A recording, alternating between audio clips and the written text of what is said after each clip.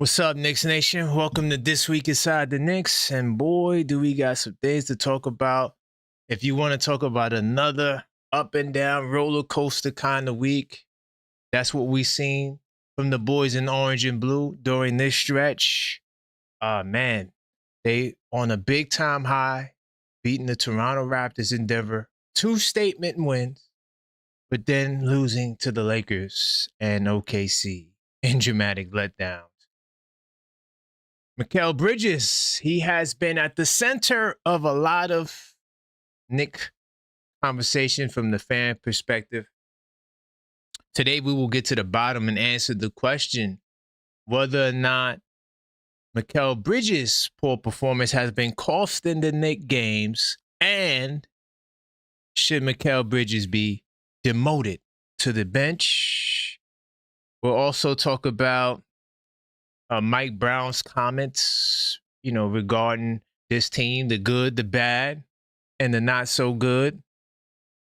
We'll also talk about the 3-point defense, Josh Hart shooting slump, and of course, we got word on the street, comment of the week, and much more on this episode of This Week Inside the Knicks.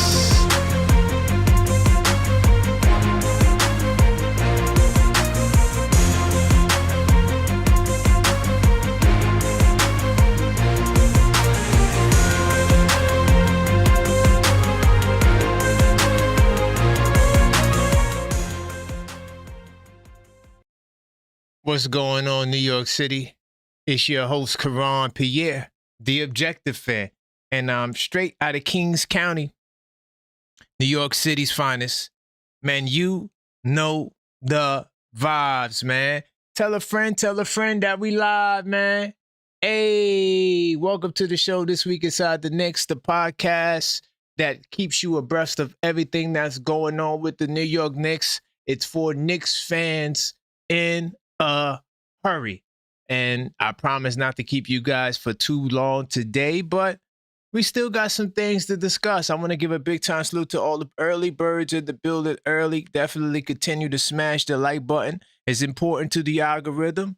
So smash that like button. We do 100 likes minimums. Big time salute to Mellow Mike in the building. I see you. Buzzer Beater in the building. Big time salute to all the early birds. Sorry for my tardiness. Once again, I had a crazy meeting. Recently, I've been really busy, and I'm trying to, do the shows earlier, but it seems, because I want to get to it. So I was trying to get the show done earlier, but I couldn't do it because the meeting went over time, and it's all good. I'm here now, man. And by the way, I want to give a big time salute to all the people that pre-ordered the newest addition to the 82 Night series, the playoff edition. You can go do that right now by checking the link that's in my link tree. All right. Linktree/TheObjectiveFan.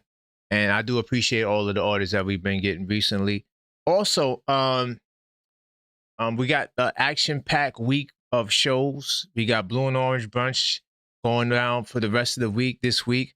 We more than likely we're aiming for 1 o'clock, right? But sometimes the morning get a little crazy.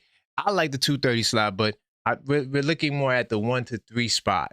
So be on the lookout for the live schedules, okay, so you guys can get it. And then maybe some days we may alter the time, but you guys will be able to see it by looking at the live schedule, and you get the notification as well. That's if you have your notifications, the bell selected. Also, we got a big show we're doing tomorrow with Earl Marks. He's going to be hosting the Knicks War Room with me tomorrow, so I'm looking forward to that show. That show should also air at 6 o'clock. So be on the lookout. Everything that I'm telling you about, you'll be able to see it in the live section of the channel, okay? So continue to smash that like button as you guys enter. I do appreciate the support. Of course, this is my favorite show. This is honestly, right now, it's between this and Level-Headed Knicks Talk. Because Level-Headed Knicks Talk was a thing that I had from since day one, and then it became its own show. But, this podcast has been definitely running since, I would say, the summer of 2023 till now. And its aim is to literally document Knicks history. And It's associated with a website that's soon to be coming back this week inside the Knicks. But right now, I'm using my Substack. So that's where you could go. You could follow me on Substack. Substack / The Objective Knicks fan. It's the same exact name everywhere. Okay. And you could go follow me there, and you will also see this article that we're getting ready to get into, because this blog is also associated with the article. And like I said, you get to pretty much see exactly what you missed for the week, or what you to see if you're caught up with everything. So that's where we're going right now. I'm gonna jump into research mode. Bam. And I'm gonna go to my page on Substack. Okay, of course you would subscribe on Substack, by the way. And then you click on the last episode, and this is episode 18 of the 2026 season. Okay. So this is where we'll be reading from. Should Mikal Bridges move to the bench? Is he costing us games as well? Because a lot of people definitely have been coming and aiming their energy towards him whenever we talk about the Knicks falling short, so to speak. So I'm curious to see what happens with Mikal, and what adjustments do the Knicks make with Mikal, right? Whether he comes off the bench or not. But today we're going to get to the bottom of that. By the way, if you do want to contribute to the show, you could always send in a super, and I will respond to your message on the podcast as well. Big time salute to my man, Deron Wayne. Ooh, I appreciate you. But yeah, if you guys want to submit, you definitely could do that. Super chat, Cash App, whichever you prefer, even the link trees, and we will get it up on the screen. Okay. Apps are bugging out right now. Hold on, give me 2 seconds. What's going on with my app? Now, but we're just gonna have to continue to work through the technical difficulty. I think that's only an announcement for us. So let me get back into church. All right. Yeah. Cool. So this is where we are. So as we always do, I always like to start the show on a positive note. Despite the Knicks going 2-2, another polarizing stretch, and then it's like a up and down, up and down. It kind of reminds me of I think it was the 1998 Knicks. I'm not sure if it was the 1998 Knicks or the 1997 Knicks. It was one of the two Knicks teams. But where it's like they would win one, lose one, win one, lose one. Anyway, so I'm gonna start off here. We always got, special highlights. So the Knicks, HSS Honor Astorio Coquinos, okay? Jerry Coquinos, the founder of an Immaculate Conception Catholic Youth Organization basketball program in Astoria, thought he was just one of 5 finalists for the 8th annual Junior Knicks Coach of the Year Award, visiting Madison Square Garden on February 19 before the game against the Detroit Pistons.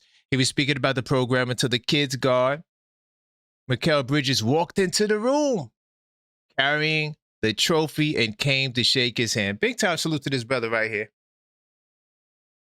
I love to see stories like this. I love to start the podcast off with feel-good stories, because, it's just good news is just good news. Like, there's a lot of bad news in the world, and so this is why I like to start with some good news. But this brother right here received top honors as winning the Coach of the Year award. So once again, big time salute to this brother, and all success to your basketball team. I hope all the people make it to the playoffs. I mean, the playoff. Make it to I'm thinking about the playoffs, but not make it to the NBA or to the professional ranks. And basketball is a place where that has, or a field where there's a lot of opportunities. Don't take your kid. Don't let your kids stop playing basketball. Play basketball, work around basketball, coach basketball, train I mean, there's just so much you could do. So big time salutes to that. Happy to see news like that. Hold on, let me just close out these other tabs so I can start with a fresh slate. Let's keep it moving. Now, I do got some stories of the week. I'm not gonna lie, this week, even though the games were really good, the news was kind of dry this way. I'm not gonna lie, it wasn't a lot of like interesting news. So I only got what's in front of me right now. But, we still going to make it happen because there are some interesting things that happened this week. Some things that are worth noting. One thing we need to talk about is Josh Hart's shooting slump. Okay? And we're going to get to Mikal Bridges. All right? We're going to get to Mikal Bridges, but I want to talk about Josh Hart's shooting start. And hold on, really quickly. That's not the hold on. Give me 2 seconds. Okay, this is the title I need. Okay, I'm gonna have to tweak that because that's driving me crazy. The Knicks are knocked out, but not out. But with the flagship topic is Mikal Bridges. Anyway, let me keep it moving. So Josh Hart shooting slump. He was shooting 40%, and I kind of felt it in my heart, mind, body, and soul that it's going to end soon because we've seen the same thing happen last year with Josh Hart. He was shooting well, but in the 6 games since the break, and of course this article came out last Monday, so it's probably even worse now. He's shooting pretty bad. He's been shooting pretty bad, right? And so we managed to win the game then. And you know what I will do? I will go also and go. Let's get some more up-to-date numbers on Hart shooting as well, because the numbers really hadn't improved. And this is why a lot of people are saying Hart to come off the bench. But I think the difference between Hart and Mikal is that Hart does other things on the floor. And I'm going to show you exactly what I'm talking about. So, sorry. So look at the shooting. The shooting is still bad. So even from the Spurs game, 0 for 1, 0 for 3, 2 for 4. This was one good game against Denver. So, okay, cool. We got to hype it, excited. And then he goes 0 for 1 against the LA Lakers. So the shooting is still pretty bad in the last now 10 games. And so what's going on with the shooting? But, he's still giving you decent production on the glass. 6, 5, 12, 7, 10, right? His assists are down, though, right? But at least he's giving you something on the rebounds. Now, you could argue that Mikal's giving you something on the defensive end. Oops, let me not talk more about Mikal because I want to save that for later. But I think Josh Hart, I think there's something off with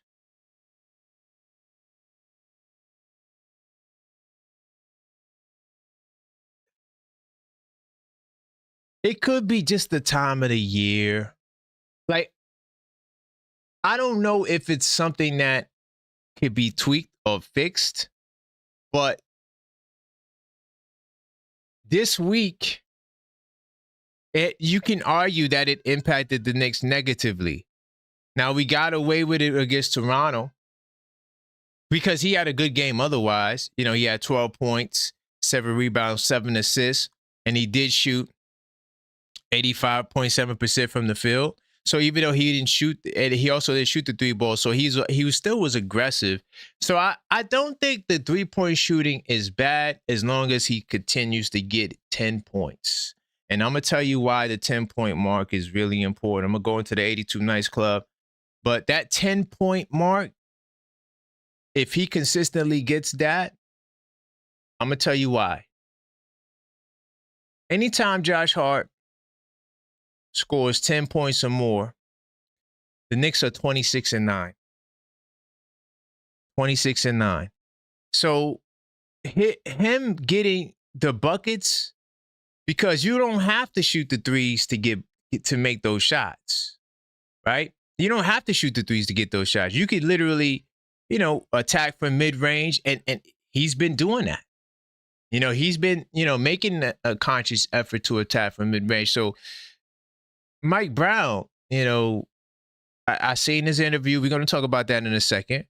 But, you got to take some responsibility too when guys are proficient in areas and they're not performing well in those areas, as maybe there's something that was tweaked, or maybe there's something that we're not really focusing on in the offense. Of course, Josh Hart doesn't get plays ran from him, but the move that I like from Josh Hart is when he fakes the shot, dribbles a couple of feet inside, and take that 2-point shot. I think that's just super important. And that's why I think that Josh Hart slump isn't really impacting the Knicks negatively, right? But yeah, what do you guys think about this? Let me know what you guys think about his shooting slump. He said that I ain't make a damn thing. I got to do something else. That's all I'm thinking about. And that's what he's been doing, to be honest. Putting the work in, just make sure you got to play his game. Don't be scared to shoot shots. Even if you got to just dribble a couple of feet in and take the two. Because if you look at Josh Hart's 2-point shots,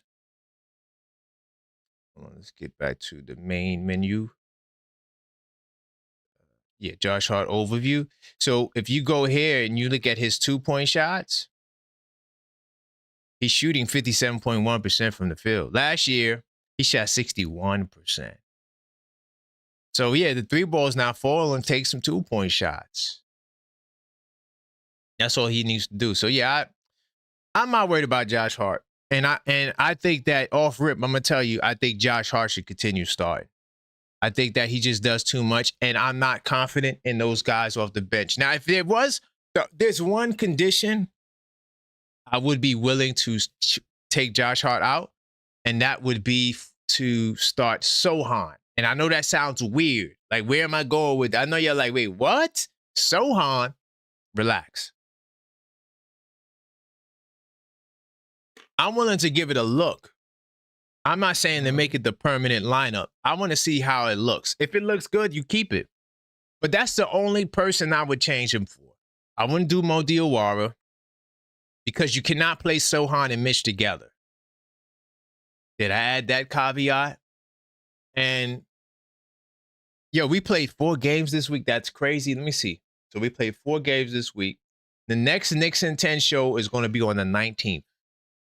All right? And by that show, I will be able to make a determination on Sohan because we'll get a little bit more information. But he hasn't been playing either. So he's been playing with the garbage unit right now, the team. No, I shouldn't say the garbage unit. Oh, God, I take that back. I meant to say he's been playing with the bench unit, the garbage time unit, not the garbage unit. Okay? Yeah. Shame on me for saying that. But, you know, what are your guys' thoughts on Josh Hart? I'm going to keep it pushing. And as you enter the show, continue to smash that like button. It's very important for the algorithm. Okay? It's very important for the algorithm. Continue to smash the like button, y'all. Big time salute to all the people in the building. I see Grady High School in the building. We got to get the likes up. All right? You know where I messed up at? On this scene, I don't have the like thing on there. That's my bad. I will have it for the next time. Continue to get the likes up, my man Deron Wayne. Big time salute to you. Okay, I see all my people in the building, man. Great to see you guys, man. All right, this is This Week Inside the Knicks, episode 18. We're talking about Mikal Bridges. Should he come off the bench? Okay, I'm gonna keep it moving like I'm moving in super light speed. Let me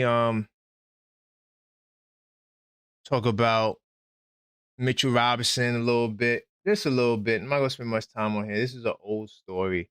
I just wanted to kind of look at this and say, you know, Mitchell Robinson, talked about earlier this week, he talked about getting shots up, practice and things of that nature, hook shots, stuff like that. But he's down to 39% shooting from the free throw line. Channel members, I have a video that I did, and I told you guys about what the Knicks are doing to Mitchell Robinson. And a lot of you guys didn't understand what I was talking about.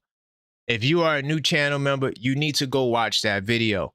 And by the way, speaking of channel members, I got to give a big time salute to my man, LD. He said, Mikal Bridges shouldn't move to the bench. He should move to the Bucks. Damn. Okay. He should move to the Bucks. I mean, yeah, I agree. I think he should move to the Bucks. There's no disagreement at that point. You know that, LD. But maybe there is a reason to move Mikal to the bench. Maybe there are some reasons why we should consider doing that. I just got news that the NBA canceled the Atlanta Hawks Magic City collaboration, whatever they were doing with Magic City. The NBA just shut it down. I know that has nothing to do with the show, but I just want to share that. But I'm gonna get back to Mitch. But yeah, channel members, if you want to watch that Mitchell Robinson video, the channel members, it's worth the watch. It's a very informative video, especially if you're wondering what the hell is going on with Mitchell Robinson's load management, right?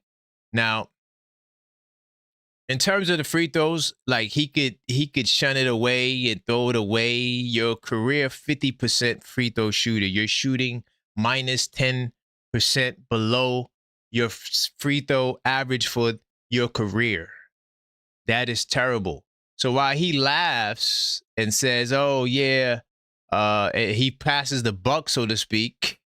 You know, you're not comfortable with it. You know, he's saying that they won't allow him to practice on it, whatever. He does it in the summer. I don't give a damn about that, dog.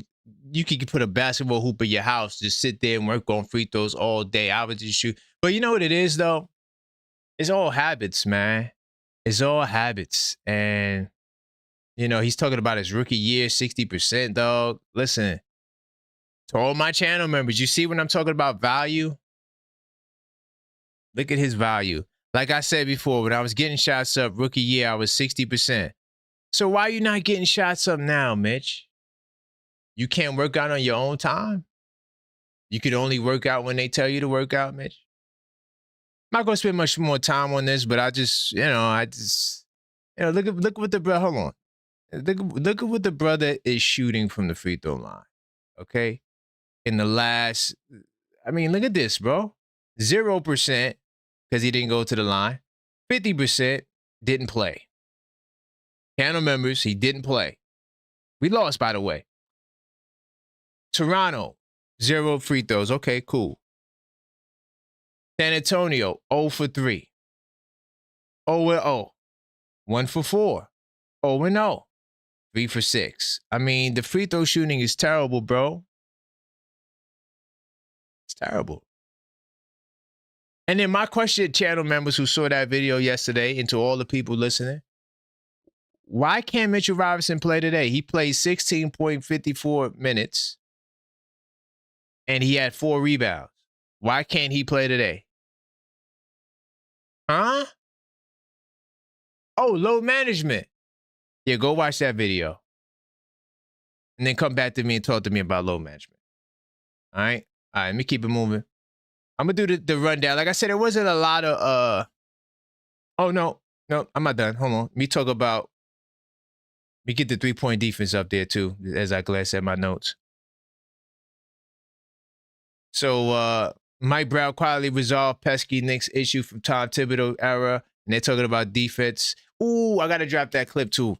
Man, I got that clip where we were going in on Tibbs versus Mike Brown. That was so fire. Anyway, let me touch on this. Knicks tap it into defensive potential by shutting down the 3. Okay, so undoubtedly influenced by the injury-related absence of Mitchell Robinson, who played just 17 games. The Knicks ranked number 20 in points allowed in the paint at 50.2. Now, Stephen A. Smith, I saw your poor attempt again at trying to give a Knicks take, where you talked about the Tibbs teams in the past were better defensively, or they're not soft.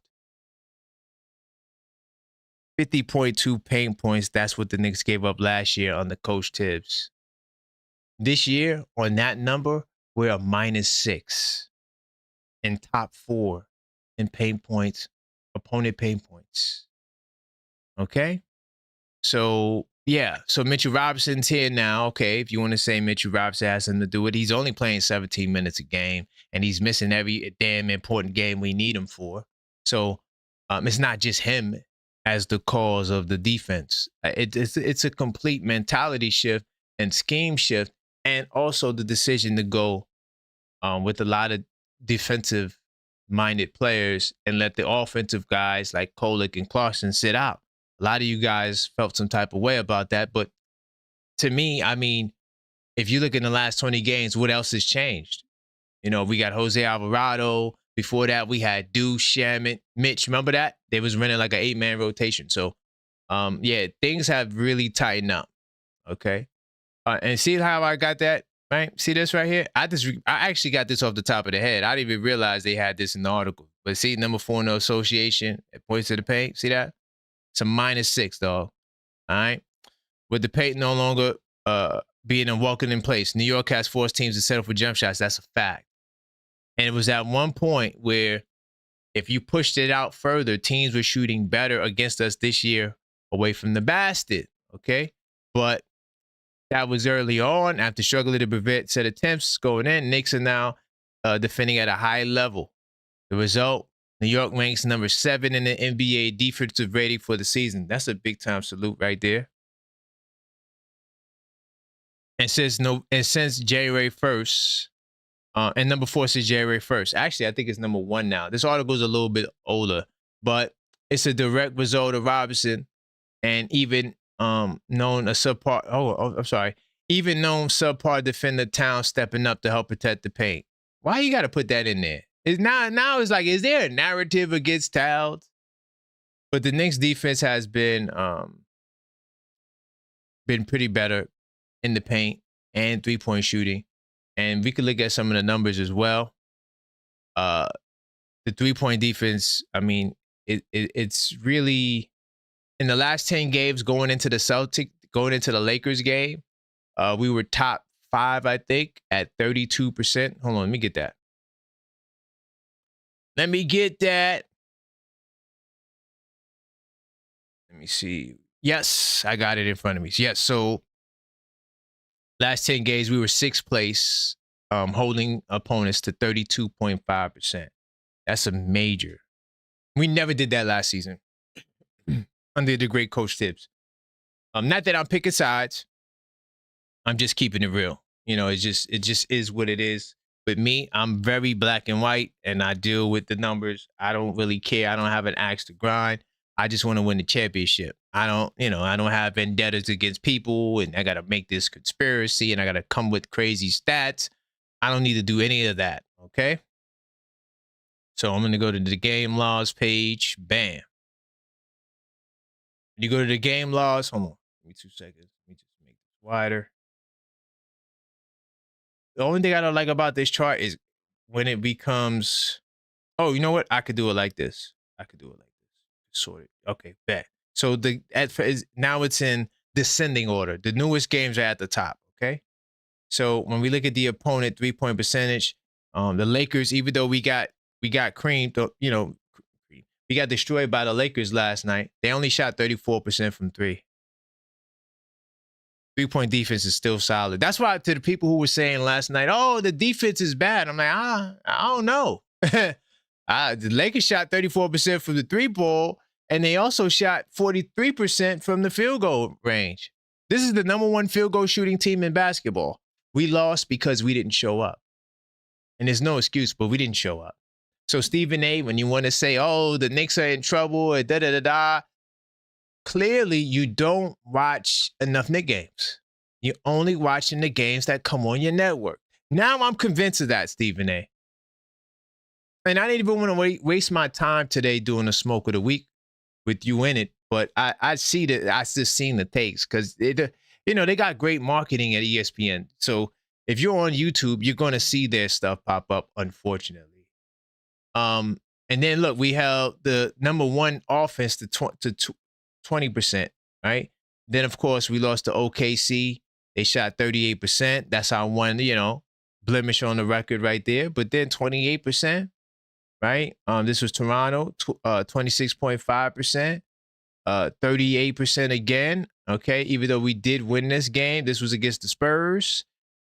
We lost this game. This was against Cleveland, and Cleveland shot 37%.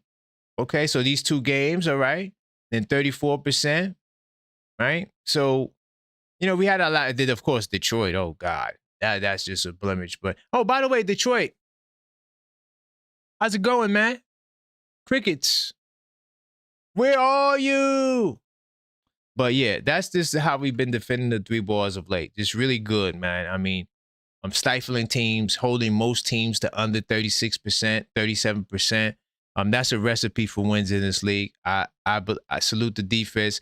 But basically also what the article was trying to say, because I know I scrolled down to the beginning, they're trying to say that because the paint defense is so good, it's helping the other areas. And of course, one of the assistant coaches was credit, or Mike Brown credits the assistant coaches for forcing the action towards the baseline and things of that nature. And I thought that was that also is possibly a good take. Big time stood up my man LD. He says Mikal to the bench equal Manu. Ooh, Lou Will, OKC Harden. You know what? That's an interesting take right there. Maybe instead of looking at the bench as if it's a problem or a huge demerit, maybe the bench could make him into a Manu Ginobili type dude. You know, I appreciate that, LD. Hey, you might be on to something there. And by the way, continue to smash that like button. It's very important to the algorithm. We don't have enough likes right now. All right, we do 100 like minimum. We got 100 people in the building. There should be 100 likes, man. Big time salute to all of you guys. Continue to smash the like button, okay? They got size 9 in the building. Oh, Lord. Oh, Lord. Tonight's the big game. I want to do, I'm going to see after this show. What time is it? I'm going to try to do like a preview show because the game is late tonight, so I don't know if we're going to be able to do a post game. It's really late. I don't know if y'all going to show up. I don't want to just get on there and talk to two people, all my people from California. Big time salute to my people from California. So what my goal is to do a show before the game and then talk about the game tomorrow on the Blue and Orange Brunch. Does that sound like a plan? But continue to smash that like button. It's very important to the algorithm. All right, we need to let YouTube know that this is the place to be. And once again, you can get that we got the newest addition to the 82 night series. It's called Game Night. All right, the playoff edition. You could go get yours now in the Linktree /The Objective. Everything I have is in the Linktree. That's why it's on the screen. You could even find the Substack in the Linktree. All right, go follow me on Substack as well. But this you could purchase this journal and all the entire 82 night series through the link in the Linktree. Okay. Now I don't know if I should share this with y'all, but y'all my peoples. So I was working on something. Maybe I shouldn't share it. But I had an interesting merch line idea that I had to scrap because I was advised by my legal team not to do it. Don't do it. They said no. But damn, it was fire. I might show the channel members it. I might put a post up. I think I'm gonna show the channel members what I wanted to do. But I can't, it's just too risky. I don't know. They like, don't do it. I wouldn't do it. It could be bad for you. So, but yeah, I'll probably make that a post later for the channel members. Hold on. Big time salute. Continue to smash that like button. All right, we cooking with hot grease over here. Mikal Bridges to the bench. I'm going to get to that in a second. But that was a good point. I mean, does he become Lou Will? Maybe that is the evolution of his career. Maybe Mikal needs to go to the bench. What do you guys think about that? There's a couple of more articles I want to touch on. Playoffs are definitely among us right now. There's an article here. I'm gonna come back to the play because I have a section now for the playoffs going forward. I'm gonna touch on that in a second. I'm gonna scroll all the way down. I'm in the smoking hot topic section of the Substack article, and I'm gonna go ahead. Bam. Recent Knicks surge would have been impossible without the Tom Thibodeau firing. Yeah, we going there.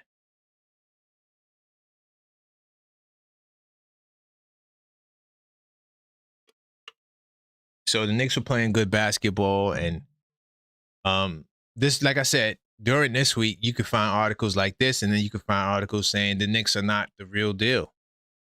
get him out of here. And so, you know, this was at this point. How many of you guys remember that? Last 19 games, they were 15-4, #1 defense, all of that stuff.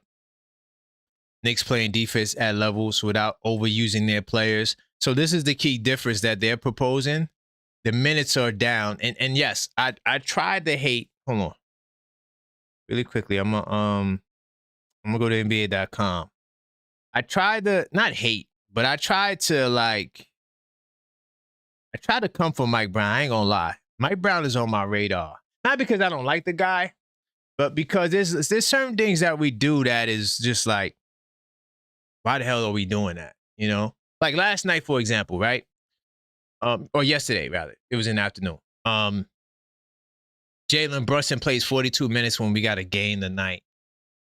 Then he's gassed, and y'all complaining about Brunson. He tired as hell. He ain't getting no rest. They were partying, right? Oh, that's what I was supposed to get to. Hold on. I got to go backwards. I got to go back. Do I got to go backwards? I think I got to go backwards, bro. There was another article that I wanted to touch on about him. I got to get to that. But anyway, nonetheless, this is the last 5 games. I mean, realistically, Brunson is the only one who's playing way more minutes than anybody else in the last 5 games. So, but if you minus Brunson's production in the last 5 games, and remember that 42-minute kind of boosted this up. The minutes are great. 33 for OG, 31 for Mikal, 30 for Town. I mean, I take that.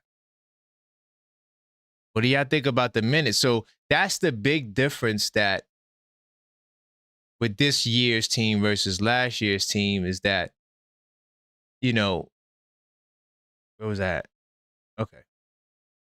That they playing higher defensive levels without overusing their players. And now that makes me want to question Tibbs last year, where the guys were too tired to play deep. See, look.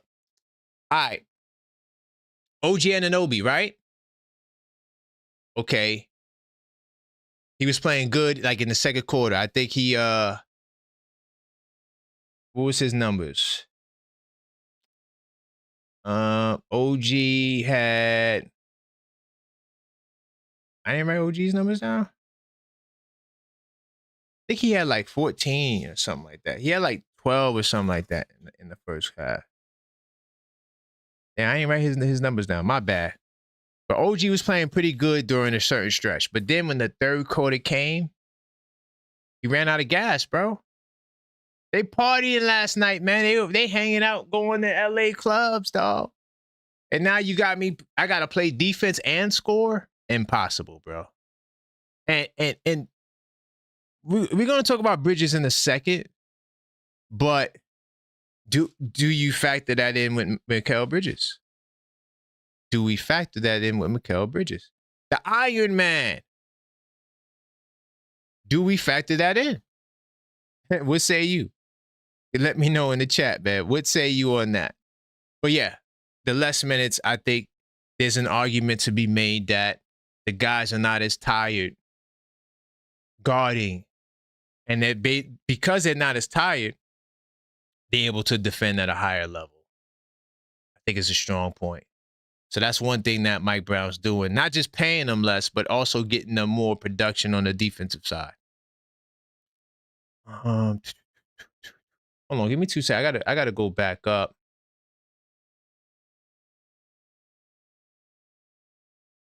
I want to talk about where is it at?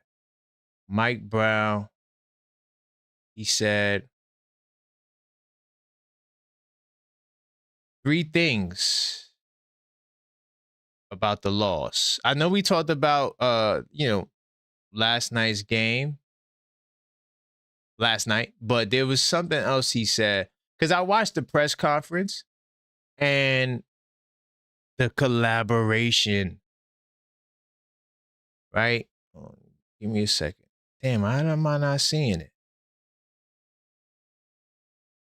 Damn, where was it at? The 3 takeaways. Don't tell me I didn't add it. Sorry, y'all. There's 3 takeaways he said from hold on, I'm gonna get that. Give me 2 seconds, man. But while I'm getting this, continue to smash the like button.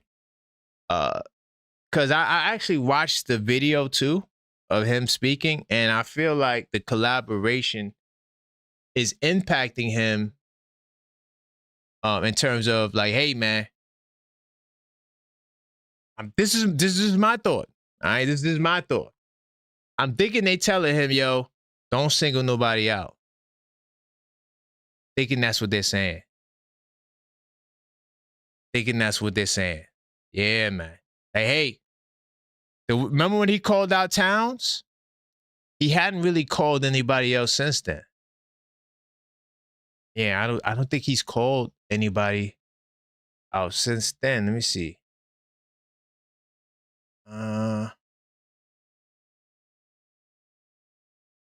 No, this is not the article I want.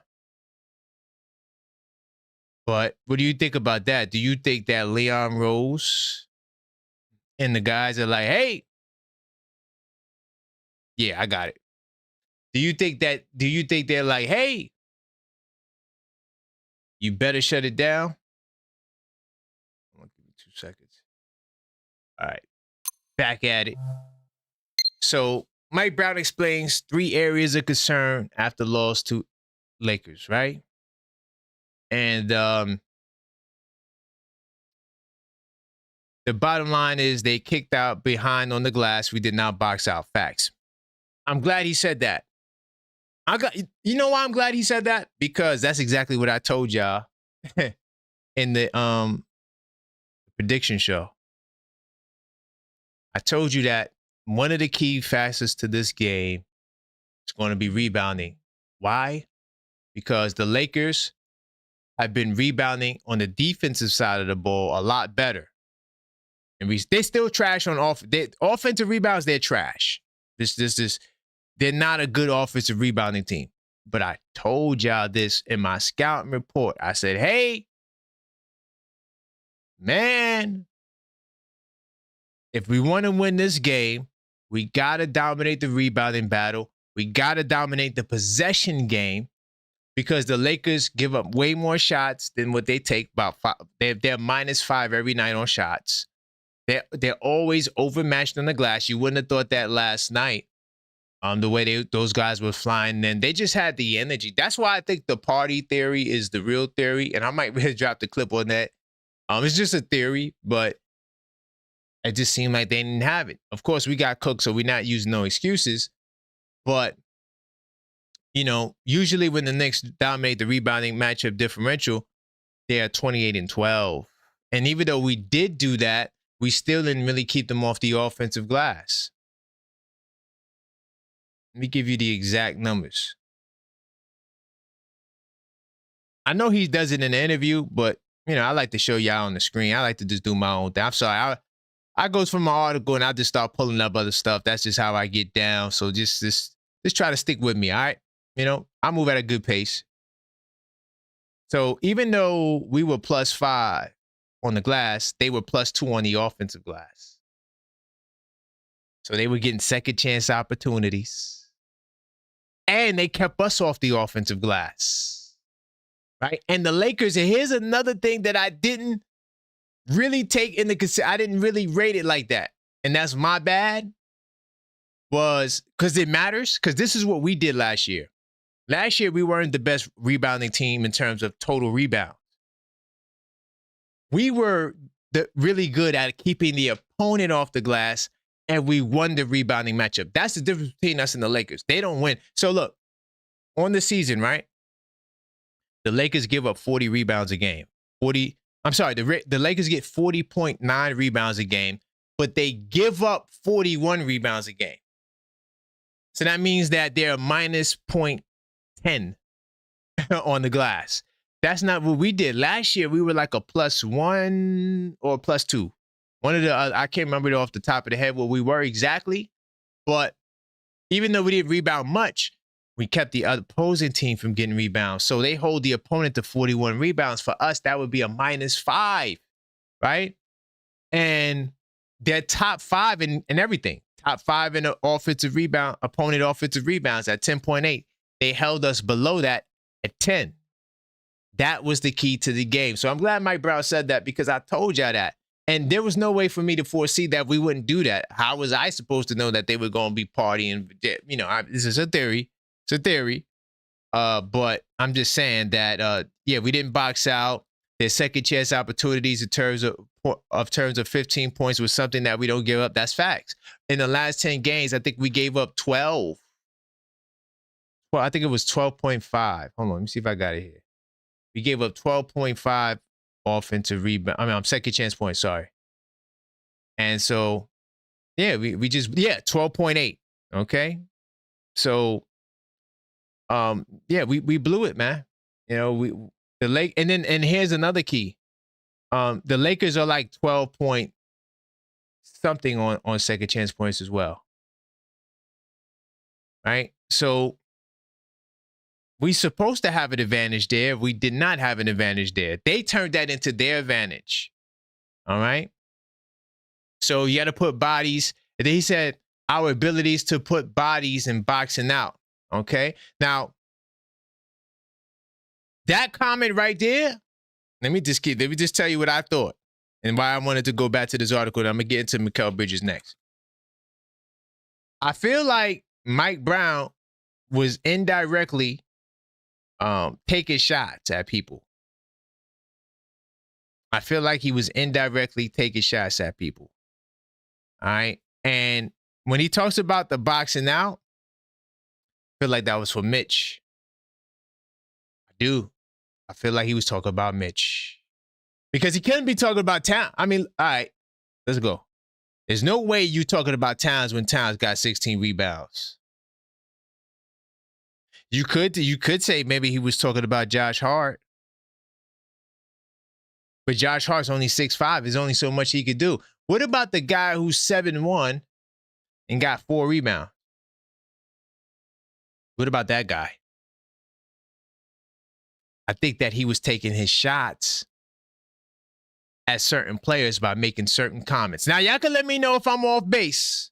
If y'all heard the interview, cool. Just let me know if it's just the way he said it. It just seemed like he wanted to call names. But he didn't. Why didn't he? I don't know. I don't know. By the way, I just realized I can't hear the soundboard. Hold on, let me just make that adjustment really quickly. I just realized, yeah, like, yo, what's this guy doing? All right, now you can be able to hear. See, this is what I was saying. It was a mystery to me. That's all I was trying to say. Anyway, that's not it. So that was the rebounding side, right? Now here's the other call out. The second thing is we fouled them. We got beat off the dribble often. We got beat middle. And being real lazy about it, we reach at the last second and send them to the free throw line. And then lastly, we didn't take care of the basketball. So I think that's 2 shots at 2 people. Okay, in the live chat, who do y'all think that those last 2 shots are for? And by the way, we got to continue to get the likes up. I'm about to get to the Mikal Bridges topic. Continue to get the likes up, all right? We do 100 likes minimums on this show. I'm so mad I don't got the the like flyer on here. Big time salute to my man Killer B. I see you in the building. Tugboat Taylor, what's good? Big time. Ooh, okay, I see you. I see you, Tugboat Taylor. That's a good question about Hart. I don't know. I feel like Hart is better as a starter right now. Oh my God, no strays. Oh my God. Why are you here? Salute to Boston, though. Boston's a nice city. I like the people of Boston, but hate the Celtics. Brown always, yeah, right? You know what, Tugboat? That's a good one. That's a good one. But I want to know who y'all think those last 2 was for? Who y'all think that last 2 was for? By the way, if you would like me to break down your comment and treat it as if it's a segment on the show, send in a super chat, Cashapp. All right. You can send in a link tree, super chat, whatever you desire. And I will break it down just for the record. But I'm curious to know, do y'all know the last two call outs, who they were? I'm going to tell you. So let me go back to the research mode. Continue to get the likes up, though, y'all. Definitely thumb up the video. But I'm going to tell you who it's for. So the shot where he talked about, the second thing is we fouled them. We got beat off the dribble often. We got beat middle and being real lazy about it. I think that was from Mikal Bridges. Yeah. Who's the only guy on the perimeter to, well, I thought he had 5 fouls. Okay, he had 4 fouls. But Mikal Bridges had 4 fouls. He wasn't doing nothing really. His defense was like non-existent. But he wasn't the only one with 4 or 5. I thought he had 5. That's my bad. It's my fault. But I felt like it was for Mikal. More so than OG. Because OG was guarding 50 feet, 75 feet. Just ran out of gas. It is what it is. But Mikal was just reaching. I mean, there was one play where he was guarding Luka, and he did exactly what the coach just said. He was getting beat and just fouled him. Lazy defense. I believe that shot was for Mikal, and I believe the turnover shot was for Brunson. He's the only one with more than 2 turnovers. If Brunson would have got 2 turnovers, we would have had, hold on, I ain't got to do that. Why am I being so extra? If Brunson would have got his usual 2 turnovers, we would have only had 13 turnovers, which is our average. Brunson's the only one that really turned the ball over. So I think he was getting his little shots in on Mitch, Bridges, and Brunson. But maybe the collaboration was like, don't do it. Call no one's name out, please. That's what I think they did. And you probably won't hear another name call out for the rest of his Knicks career. But I feel like that's what those shots were for. Because he came into the press conference, just, you know, and he'd done this before. And he just starts, you know, going in. Boom, boom, boom, boom, boom. And I'm like, damn. But continue to thumb up the video, y'all. All right? It's very important for the algorithm that we, you know, we get the likes up. I'm about to talk about Mikal.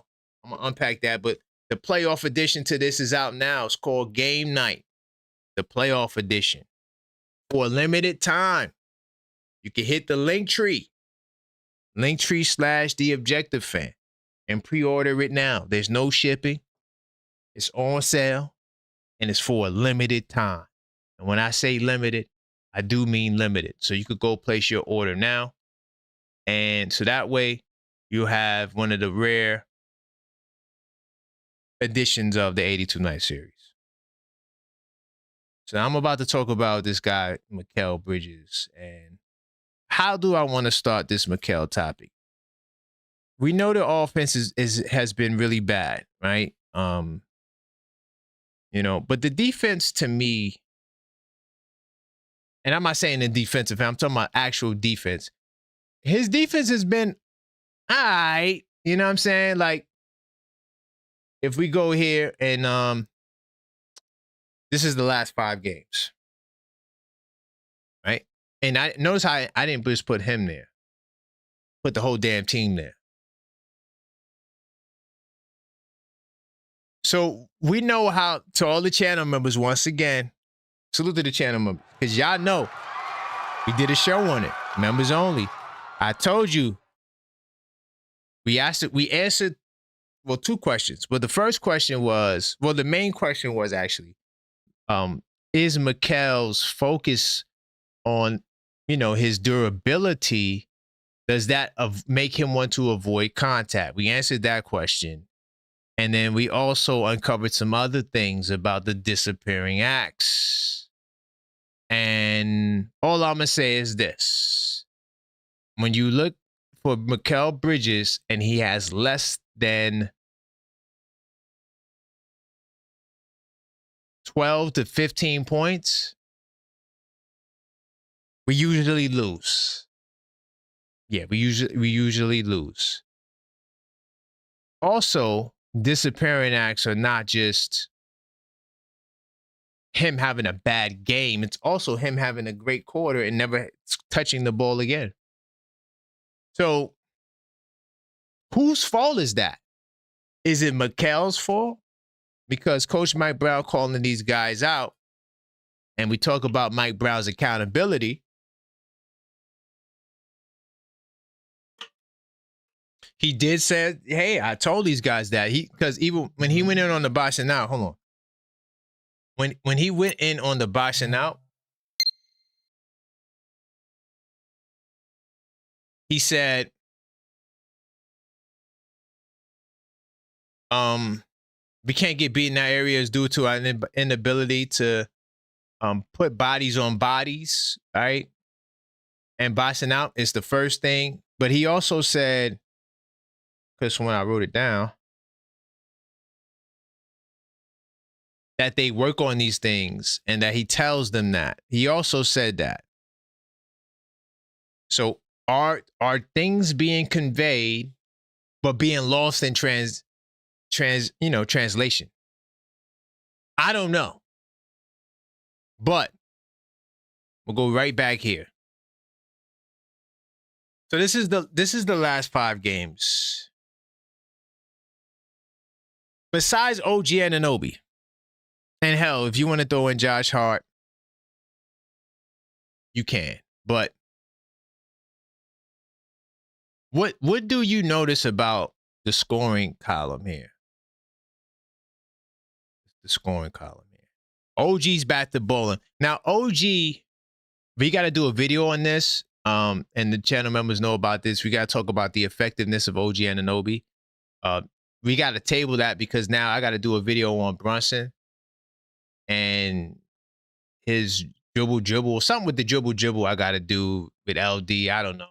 Anyway, channel members usually, as of recently, they've been like creating a lot of the concepts for the Unfiltered Thought. Like the Mitchell Robinson video was started by an argument in the Knicks State Madness Discord. Anyway, but OG Anunoby is balling better to me because he's finally back from the toll of ocean.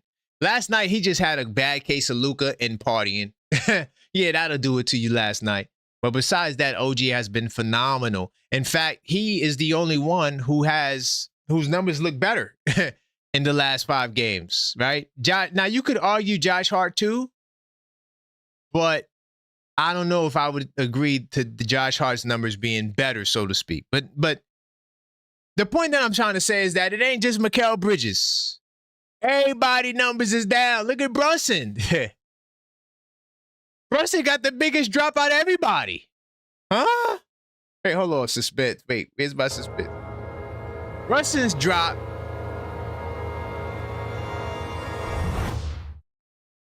Brunson's drop is bigger than everybody's.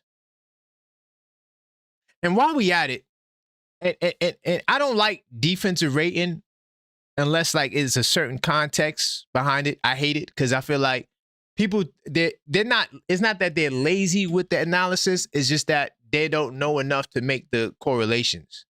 So we can't just go, boom, 107, 105. You're a great defender. By the way, Towns has a better defensive rating than Mitchell Robinson in the last 5 games. I mean, if that means anything, whatever. Does that mean that Towns is a better defender than Mitchell Robinson because his defensive rating is better than Mitchell Robinson's? Stop coming to me with a player's defensive rating by itself. Couple it with something. Don't just use defensive rating by itself because it can be contradictory or it cannot give the whole picture. It could be a part of the picture, but it's not the whole picture. I keep telling you guys, look at Jalen Brunson's defensive rating, 105.2. That's phenomenal. Why is Jalen Brunson's defensive rating so high? Can someone in the chat tell me why Jalen Brunson's defensive rating is so high? By the way, continue to get the likes up. We're nowhere near our goal.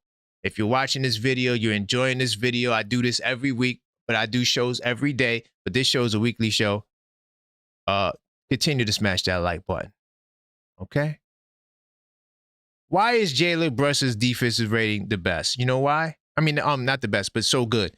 Because the defensive rating as a unit, as a team is high. Because individual defensive rating is also predicated on team defensive rating.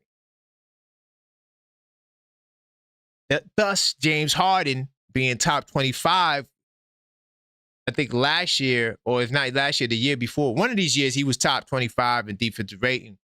And people try to say, well, look, he's not that bad of a defender. No, the Clippers were the number 3 defense. So if your team's defensive rating is good, your defensive rating is good. That's why, and I can't believe I'm taking this side with Mikal Bridges because I do think he deserves the wrath and the fire, but to a degree. Last year, this is why Mikal Bridges' defensive rating was a 118. Oh, look at Mikal Bridges' rating. It's a 118. It's terrible. Oh, my God. What happened to Wingstop? He doesn't defend. His rating is a 118. Well, the team was 14th in defensive rating out of 114. We weren't a great team defensively. We just weren't. Just weren't. That's why I laughed at that Boston dude. Was that you? What we call it? My brother from Boston. Damn, what's the brother? I can't remember the guy's name. Oh man, the guy that who always be in the chat from Boston. What's the brother's name? I wonder if that was him that put the. Oh yeah, No Straight. Was that you, No Strays, that said Hauser was a top 5 defender 2 years ago? And I know you're using defensive rating, and that's why you're saying that. Oh, he has a high. The Boston Celtics were like the number 4 or 5 defense. Everyone's defensive rating is going to be great. This is how it works. So the Knicks defense is the number 1 defense during this stretch. Right? And Mikal Bridges plays a role in that. I'm not saying, I'm not going to say, look at Mikal's, his defensive rating is a 101.2. We got to understand that unless Mikal is just a complete liability on offense, there's no reason to bench him in the 4th because he's one of the best. He has the number 1 defensive field goal percentage the last time we looked at it in the 4th quarter. And I'm not the biggest fan of defensive field goal percentage, but he's clutch defensively. That's one thing he does in the clutch. He gets stops and people don't score on him in the clutch. I can't believe I'm taking Mikal Bridges' side, but yeah, I think I have to. I think that it's a little excessive for us to jump the gun and say that Mikal Bridges needs to go to the bench. I think that's a little excessive for us to go there. Where was I at?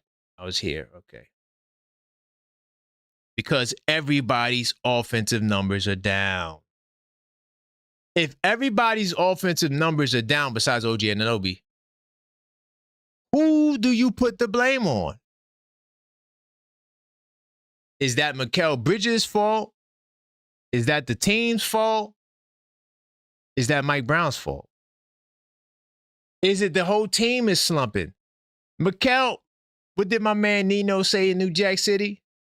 I ain't going down by myself. I'm taking the whole. What did he say? When he dropped the dime on the light-skinned brother, the singer. He said, I ain't going down by myself. You know what I mean? And he started dropping dime in the court, man. And, you know, I'm doing that with the Knicks right now. He ain't the only one that's not doing his thing, dog. Everybody's numbers is down, bro. It's just not looking good offensively right now for the Knicks. Last 5 games. Hold on. Last 5 games, we shoot 33% from 3. Is that Mikal Bridges' fault? Where does Mikal Bridges rank in the last 5 games in 3-point shooting? He ranks 3rd on the team. See, I don't deal with emotions first and, I just watch the game and I see the game. And I always talk from my numbers, man. I talk from a perspective because the numbers are giving you a measurement of what you're seeing, or at least it should. And if you're seeing something that goes against the numbers, then watch again, goddammit. Maybe it's something that you're not seeing. But Mikal Bridges is not in his hole by himself. He's not. Could he be doing more? Yes. I'm not giving Mikal Bridges a goddamn pass. He played terribly. I was the one that proposed the question yesterday. I was stirring the pot, but it just seemed like the right question to ask at the right time. Everybody's numbers is down, dog. Everybody. It is what it is. We know the brother could turn it around because, am I in the right year? No, I'm not. I got to start opening multiple tabs so I could just easily be back at places I need to go. Anyway, all right, cool. So look, so when you look at in the last 10 games, right? Mikal Bridges disappearing acts in the last 2 games. But what about the 3 games before that?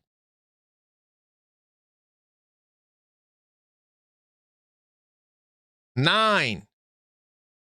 That was a bad game. 0-9, 2 bad games. 15 in the loss to OKC. We know he took 17 shots. Well, at least he took some goddamn shots. Why didn't Towns take shots?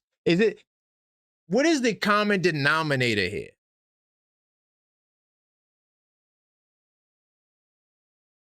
But how did he look against Toronto?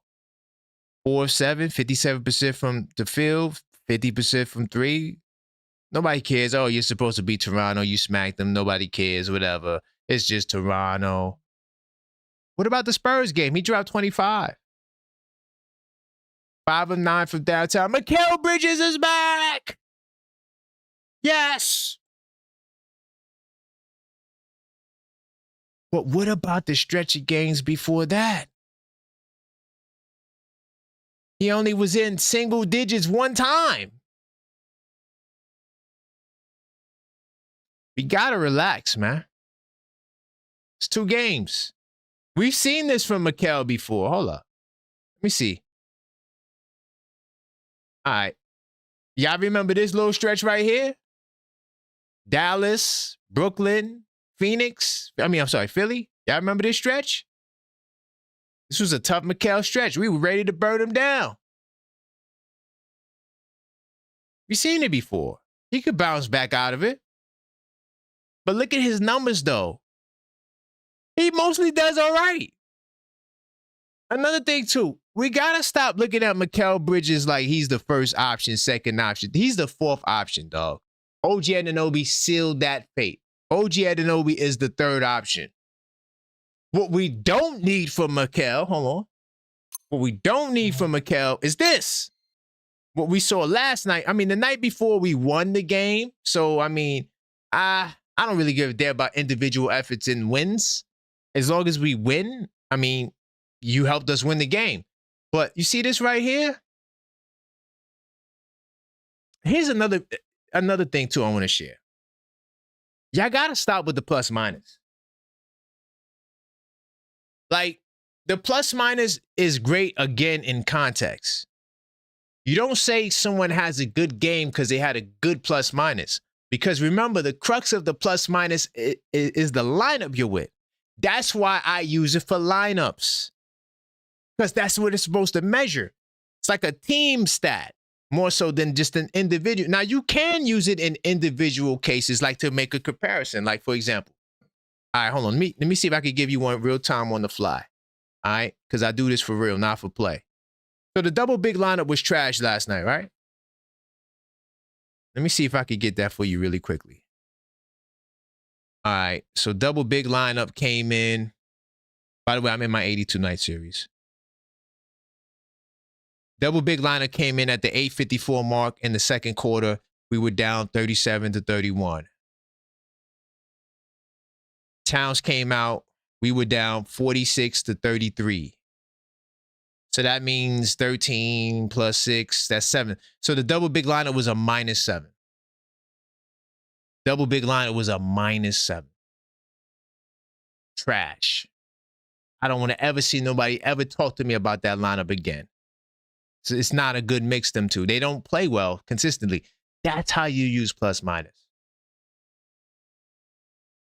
But to make matters worse, they both were worse than together this game. So you might as well had played because they were a -11, -9. But that's how you're really supposed to use the plus minus. It's really a lineup team stat. Like 3-point guards on the floor. Let's see how effective they are. Let's go to plus minus. Now we talking. But when you say one guy, it's 4 other guys out there. The more guys you add to the plus minus, and the more of a comparison you're making with the plus minus, with the context, the stronger the stat correlation is. But see, I could be petty right now, right? And I could be like this, right? And this is what I didn't do. But somebody with like a, that's trying to prove a point and trying to impress you, they would be like, well, who had the best plus minus out of all of these guys? Who had the best plus minus out of all of the starters? Mikal Bridges did in the last 5 games. He was a plus 6.8. What does that mean? Oh, he was a plus 6.8. Look at him. He should start. I'm not saying that. I didn't use the plus minus stat. I'm just saying, like, what does this mean? Because Dottier is a plus 13. So does that mean that Dottier was the best player during this stretch? He just happened to be with a really good lineup. Mikal Bridges is playing with some favorable lineups. That's why he's the plus 6.8. His lineups that he's rocking with is doing well. We already know. I told y'all. Let me get that really quickly. I told y'all in the Knicks and 10 show, I keep telling you to watch that show. It's very important. I told y'all when I did the Knicks and 10 show, the effectiveness of, it's right here. I told you guys the effectiveness of lineups, right? And I'm going to start doing that more lineup stuff with the Knicks and 10 show. The best 5-man lineups during this 10-game stretch, that was games 51 through 60. The best 5-man lineup was Towns, OG, Mikal Bridges, Alvarado, Diawara. The best 4-man lineup, by the way, if you want to know what they plus was, I think they were a plus. I don't got that plus minus number. I could get it in a second. I just got to go through my notes. But I could give you the 4-man. The 4-man lineup was Towns, OG, Mikal Bridges, Alvarado, plus 6. The best 3-man lineup was Towns, OG, Mikal Bridges. You notice a trend there? Plus 7.8. Mikal Bridges is a major factor in 3 of the 5 best lineups that we have. So he just needs to continue to play with the guys he's been playing with. I don't think that he needs to come off the bench. That is my final conclusion on Mikal Bridges. He isn't the only one that's not playing well. You want me to go down the list? I can.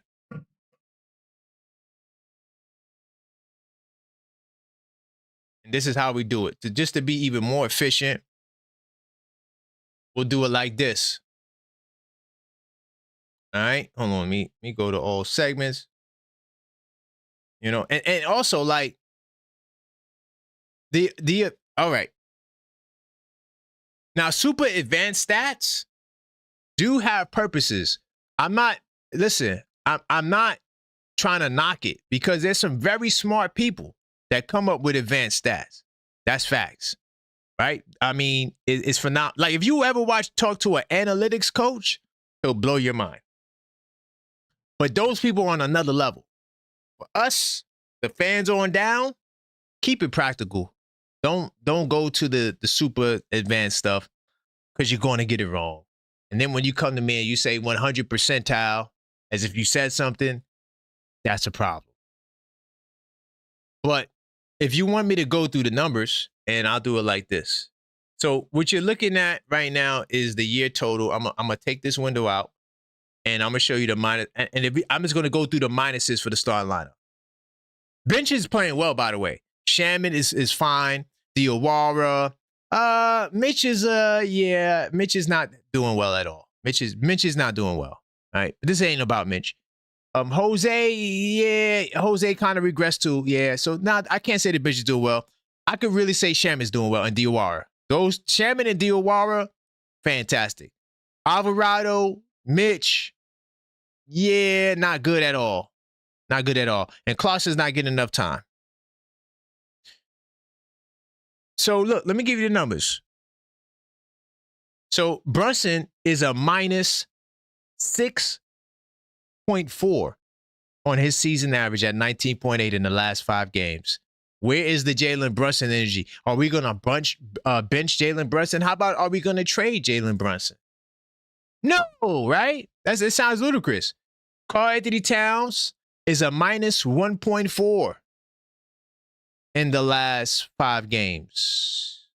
His rebounds are a minus 1 in the last 5 games. His three-point shooting is a minus 40. No, I'm bugging. Not a minus. What am I talking about? A minus 40. I meant to. I got to slow down myself. No, he's a minus 15. He's a minus 50. I said minus 40. I'm bugging.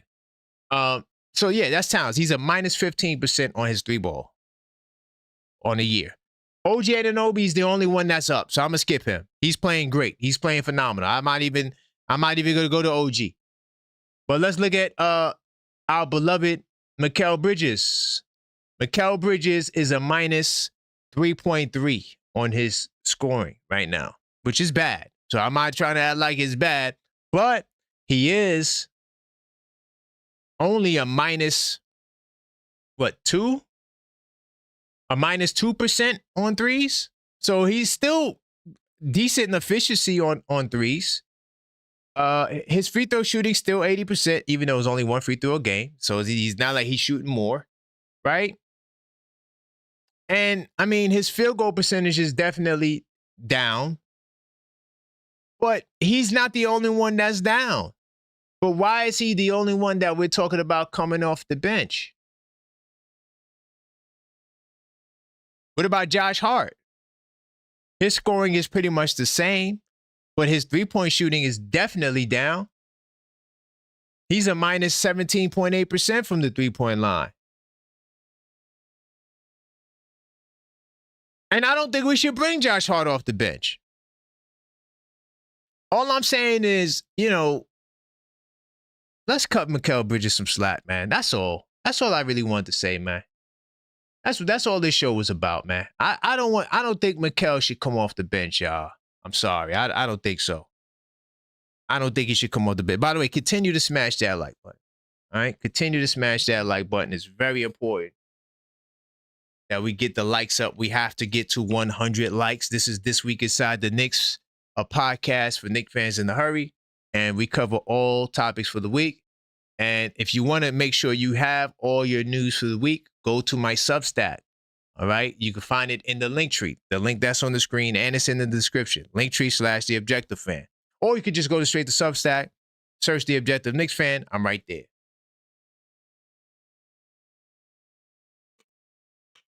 But I also want to say something about Mike Brown, too. Like, is Mike Brown really doing his job, getting these guys acclimated together to produce more efficiently on the offensive side of the ball? Does his system call for Mikal to be integrated back into the lineup after he has his disappearing acts? Or is it now the wrinkle is to bench him in the fourth quarter? Because that's what we've been doing. Now, I don't mind the fourth quarter benching, and that's for anybody. If they're not playing well, go with the guy who's playing better. But to not start him, and in the middle of the game when you need him, you're not calling certain plays that may, bring out that mid-range bag. Does Mike Brown deserve some accountability as he got on everybody else? What do you guys think about that? Continue to smash that like button. All right. Really quickly, I got some more I want to get to. I want to talk about the playoff season because A lot of people, ooh, I forgot the stat of the week. I'm going to do the stat of the week really quickly. So I'm going to get you the stat of the week. All right. Be in the right place. I'm going to go right here. Bam. Go here. Bam. So here's my stat of the week. All right. Y'all ready for it? My stat of the week is the assist percentage. All right. That's my stat of the week for the New York Knicks. In the last 10 games, it's a 67.5%. That's like a plus 3% on the year. We've been in the top 10 in assist percentage in the last 20 games. You could go back to probably 20 games and you'll see we're in the top. All right. So that's why that's my stat of the week. The Knicks are moving the ball despite the Brunson dribble every day. People say Brunson dribble, and the team's not passing the ball. The team is getting more buckets on assists, and the ball is moving more now than it was earlier in the year. Okay, and guys are getting buckets. Just to get my assist out of my stat of the week out the way. I do got to talk about this interesting article about the playoffs because, well, we could talk about, damn, this is so much, but I want to talk about this article from the Post. I thought that this was an interesting article here. Breaking down the 3 likely contenders from each conference with the NBA players approaching. Notice what the Post said. Now, I know the Post is a New York paper, but look at what the Post said. So in the Eastern Conference, these are the 3 likely contenders. The Knicks is at the top. Cleveland, Celtics, has Detroit, fell out of the race. That was one thing I noted earlier too about Stephen A. He said that Boston is now the favorite in the East. These guys, I swear to God, how the hell we see 2 games with Jason Tatum, and now Boston is the best team in the East? Like, what type of analysis is that? You win 2 games, one against Dallas, another against Cleveland without Donovan Mitchell, and now you're the best team in the league?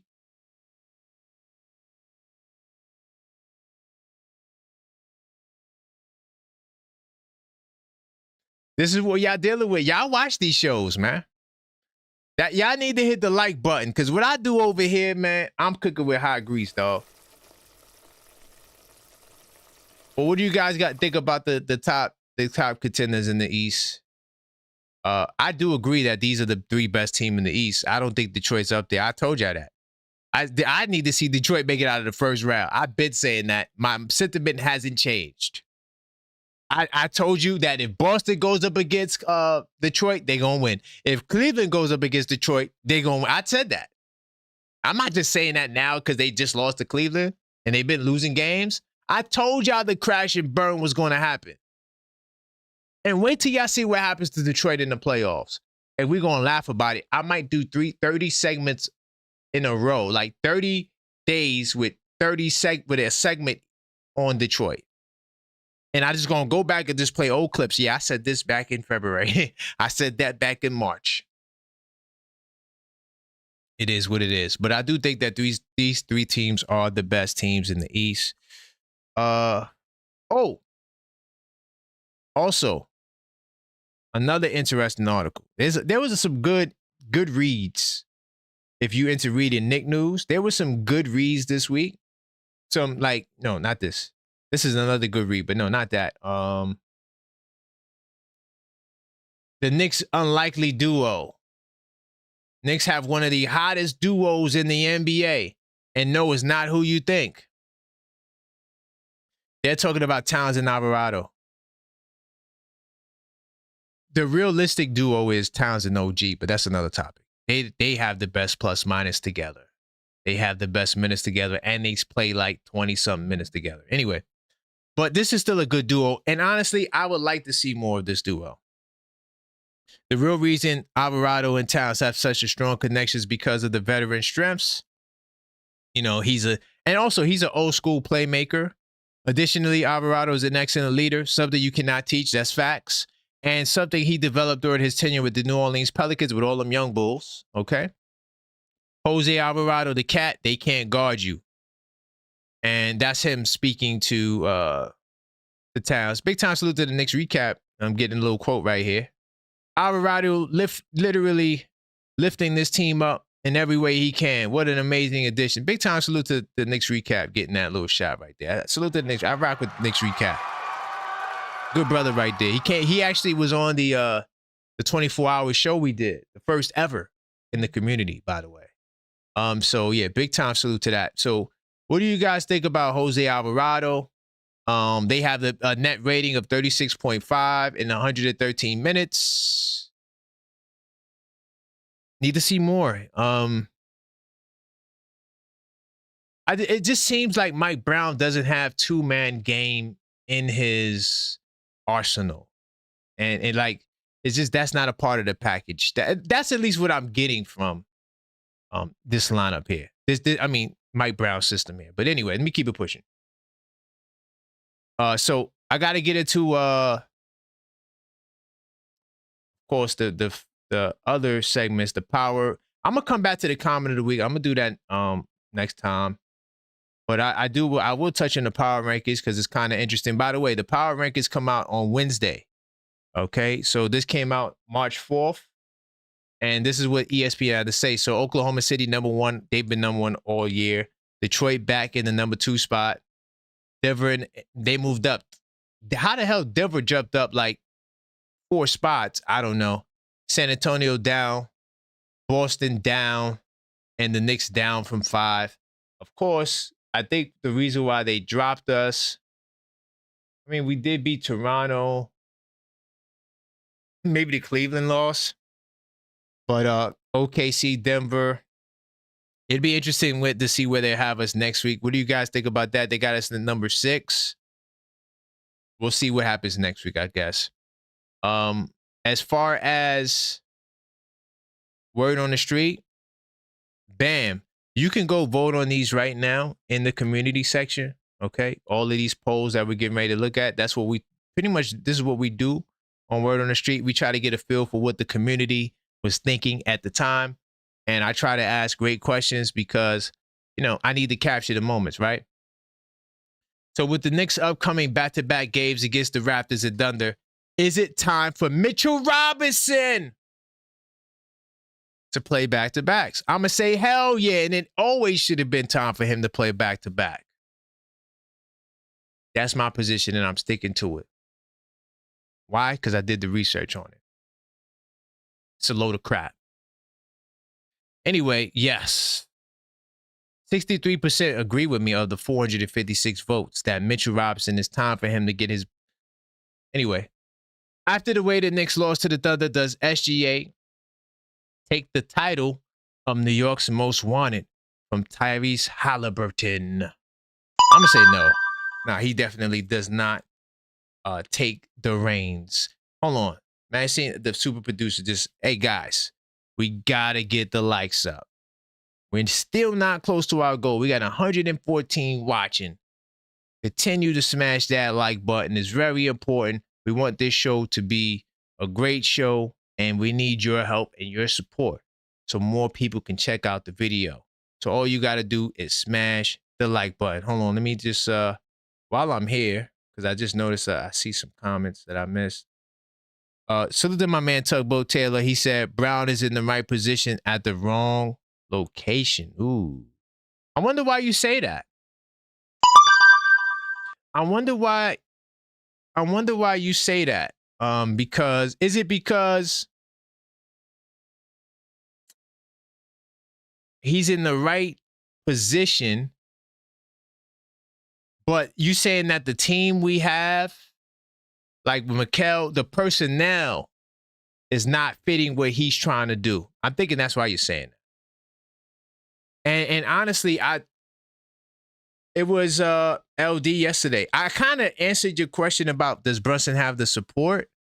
I don't think Brunson has the right support in terms of, I don't think this team was built around him correctly. That part too.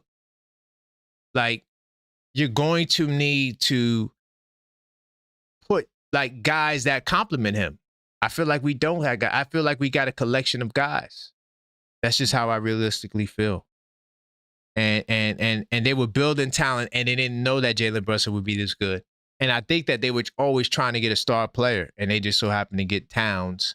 Whether or not he's the star you thought that he should be, or the quality of or caliber of star that we deserve, that's different. That's up to you. Josh Hart production has slipped in the last 10 games. Is it time to remove him from the starting lineup? I'm going to say no. 41% agreed with me and said no. 50% said yes. 9% said they don't know. Was last night victory against the Nuggets the Knicks' best game of the season? I honestly don't know right now. I'm going to say I don't know. It could be, but 66% say yes. 31% say no. I don't know. That's a tough one because you got, hell, I'm gonna put the cup in there. I ain't gonna lie. The cup was fire. You got the cup. You got the win on Christmas Day was pretty good, coming back from all those points. You got San Antonio, the second San Antonio game, regular season win. There's some candidates on this list, man. Was it probably the most Boston? You know, doing what we did to Boston that time, that was pretty good too. I don't know. It's hard to pick one. With Mikal Bridges currently struggling in recent games, should the Knicks consider moving him to the bench? No! That's my answer, and I'm sticking to it. 445 votes. 42% say no. 52% say yay. And 6% say Mike Brown. I don't know. All right, that's word on the street, man. Big time salute to everybody in the building. Continue to smash that like button. We do got to get the likes up to 100. What time is it now? I'm going to try to sneak in another show too, but let's get the likes up to 100. Hey, if we get the likes up to 100, we'll do another show. How about that? We'll do another show. Let's continue to get the likes up. Tubbo Taylor, I see you. Okay. Bingo. I agree with that. Big time salute. Continue to smash that like button. I see J Rose in the building. Salute to you, J Rose, channel member. Angie in the building. Big time salute to you, Angie. Great to see you in the place to be. Hopefully, Angie, we ain't scare you off in the Discord. I know the Discord get a little crazy, but we all good up in there. It's all good. You know, we just having fun. We gonna be in there tonight. Big time salute to FS Wisdom. FS Wisdom, are you in the Discord? I'm not sure if you're in the Discord, FS Wisdom. It'd be good to have you up in there. You might be in there, but I'm not sure if you're in there. I'm getting mad alert. Every time I get alert, I look up. It's like I'm trained to just look this way because that's where my alerts come at. And you know, that's what I was doing. If y'all remember that Blue and Orange show we did when we was breaking all that news, I just kept going like this. Oh, this person was traded. Oh, this person was traded. Yeah, it was crazy. That's when we was covering the trade deadline. So yeah, continue getting the likes up, y'all. We're gonna do another show, but we gotta get the likes up, man. Stephen A. Smith. Oh my. Every time I go, like literally under this video that we're on right now, Stephen A. Smith pops up. It's like it always happens. I don't know. Maybe because I mentioned him, that's why it pops up. I don't know. It's just annoying as hell. And then they got a thumbnail there. It always triggers you. Stephen A. says this about the Knicks. I'm like, oh, damn. I got to watch it now. Oh, Lord. I got to watch it now. Continue. Let's get the likes up, y'all. And by the way, while y'all liking the video, getting the likes up, you got to check out Game Night, the playoff edition to the 82-night series. Pre-orders are available now. Okay? Free shipping, on sale, low price, at your door, right before the playoffs. All you got to do is go to the Linktree. Linktree/TheObjectiveFan. To all the channel members, wait till y'all see I'm going to share it with y'all. Wait till y'all see what I was trying to do, what I was told by the legal team to not do it. Wait till y'all see what I was trying to do. But Tubbo Taylor, I think that's what it is. Oh, so hold on, man. Man, hold up. So FS Wisdom, you showing up. You just messed up my mind, bro. I did not realize that you was showing up this whole time. Oh my God, FS. I figured that you was there, but I didn't realize that that was you. Okay, it makes sense now. Now I get it, because every time I see a comment from FS, I'm like, yo, man, them comments be on point. But now I know who it is. Okay, got it. I thought you was somebody else, bro. I was like, yeah, you know, maybe Mike from Harlem, the PA, he don't want to be in the chat. So that's what I thought. I just realized that. That's what's up. You see?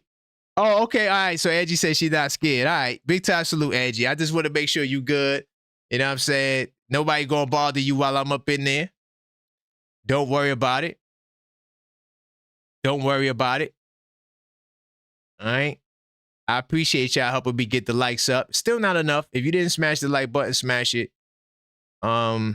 This was a really good show. A lot of information. Once again, hit the link tree. The link tree has everything. The Substat, everywhere. Everything I'm on is The Objective Knicks Fan besides Twitter. On Twitter, because you can't even fit the term The Objective Knicks Fan on Twitter. It's like a certain limit to the username. So on there, I'm TOF on fire. And I got to get more active on Twitter.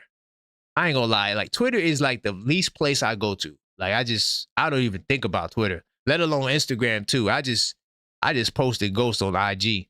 But I got to get more active on Twitter, because that's where all the players are. That's where all the players are. All right.